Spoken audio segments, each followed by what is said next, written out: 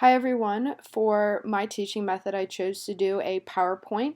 It is over a diverse student population. It is pages 198 to 205 in the book, and I am Jessica Strauss. So what makes this diverse student population? Student population is made up of children from different social classes, religion, races, ethnicities, language, exceptionalities, and genders. And then schools reflect the society that they serve, and there's practically no limit to the number of diverse groups found in the student population. So social class exists within most societies.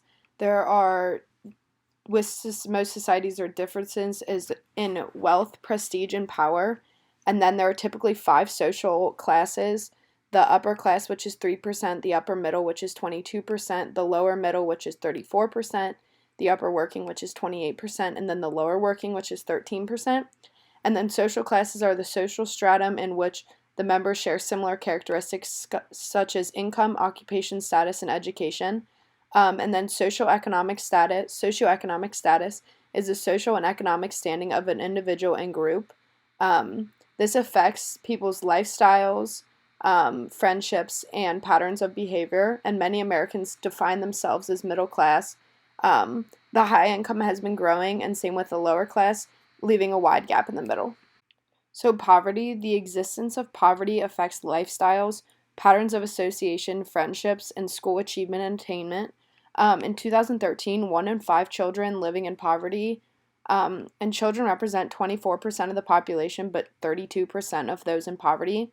African American, Hispanics, and American Indians are disproportionately poor.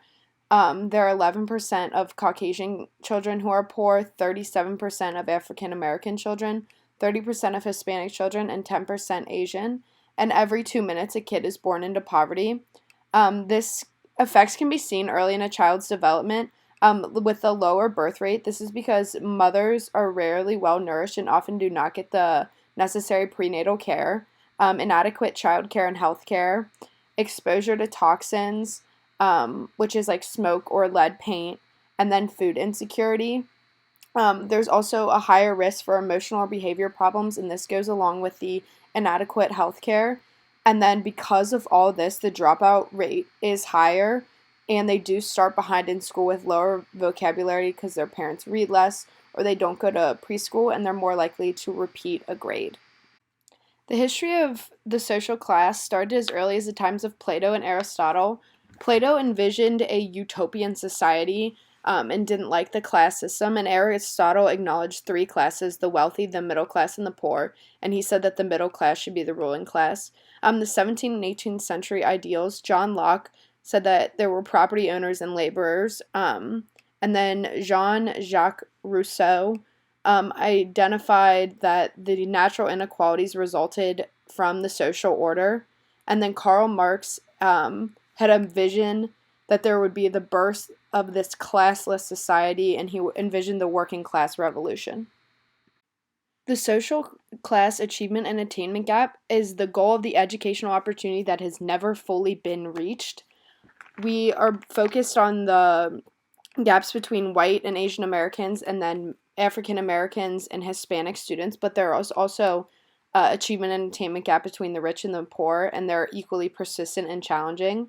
Standardized tests are indicators of school success and linked to indicators of socioeconomic status.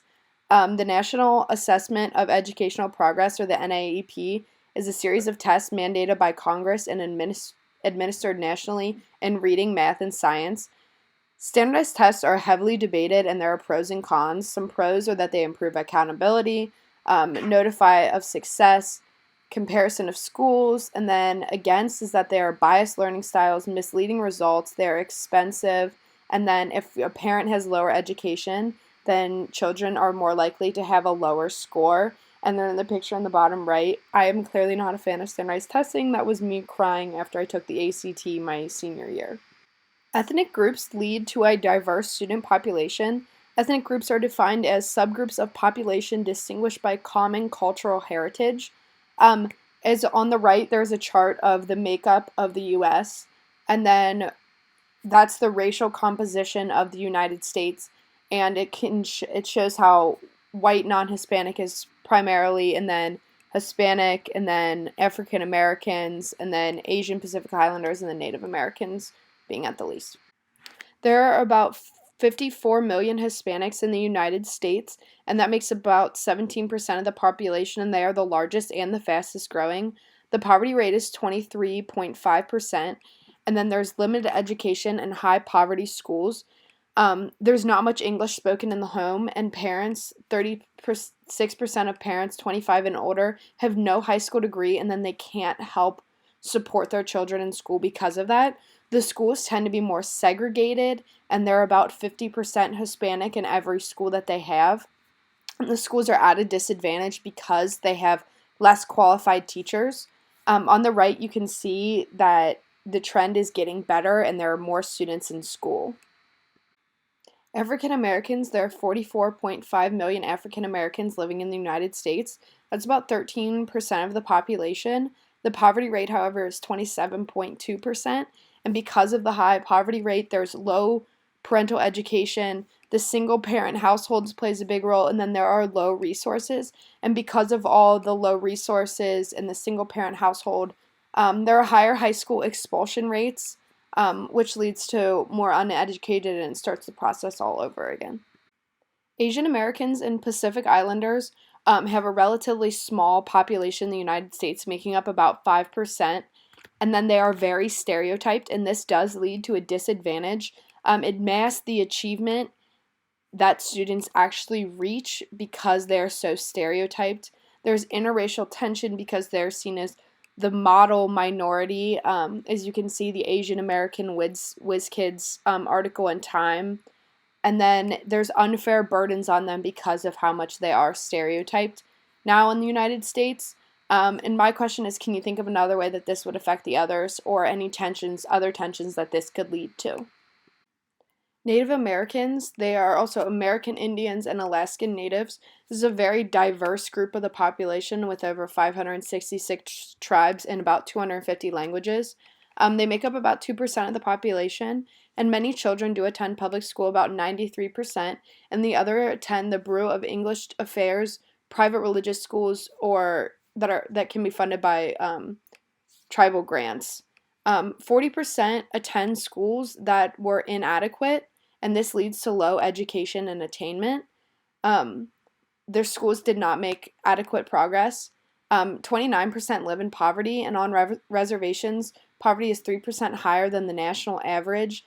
The cultural difference theory is that they have low achievement and attainment because there are discontinuities between their culture and language of their home and their culture at school and in society. And this really just puts their identity at risk. And they also have a low start vocabulary because of the different languages spoken in the home.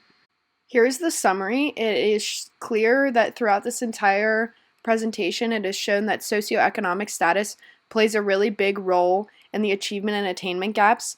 And then at the bottom is a chart that shows different ranks but the same gaps.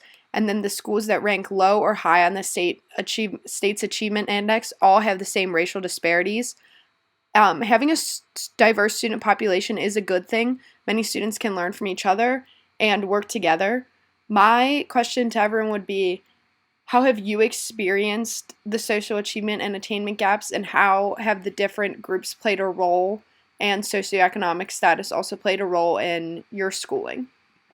This is about me. My name is Jessica Strauss.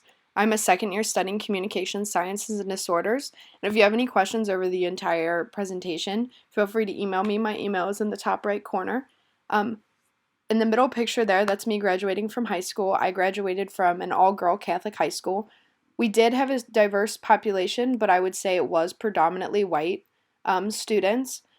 And I think now coming to UC, I have experienced a more diverse student population, and that has made me learn more. It's really opened my eyes to a lot of things, and I think I'm learning more here through the different students that are around me than I did when it was all students who came from the same Caucasian, German, west side of Cincinnati background as I had.